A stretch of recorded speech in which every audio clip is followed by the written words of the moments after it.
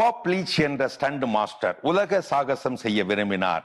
உலக ஊடக தொலைக்காட்சி வழியாக உலகமே உற்று பார்க்கும் வண்ணம் பெரிய பீப்பாய் ஒன்றில் தன்னையே அடைத்து கொண்டார். உலக உயர் நீர் வீழ்ச்சியான நயாகரா போனார். அங்கிருந்து சாகசமாக டைவடித்து நீர்வீழ்ச்சிக்குள் குதித்தார். சர்வசாதாரணமாகவே உயிர் தப்பினார். உலக பாராட்டையும் பெற்றுவிட்டார்.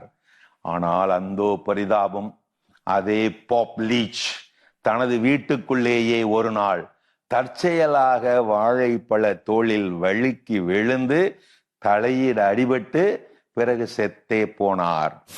உலக பாராட்டை பெறுபவர்கள் உலக பரிதாபத்தையும் பெற்று விடுகிறார்கள். இப்படித்தான் காலத்தில் வரவேண்டிய மரணத்தோடு அகாலம் வந்து நின்று கலக்கி விடுகிறான் இந்த காலன்.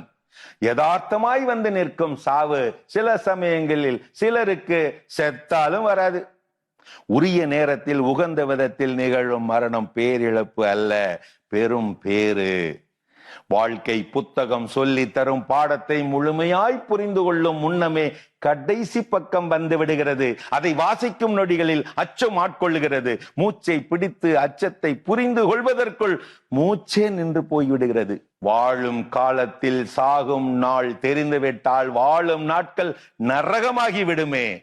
அதை மறைத்து வைத்த பரம்பொருளே உமக்கு நன்றி. அருமையான கதைகளாயிரம் போகுது.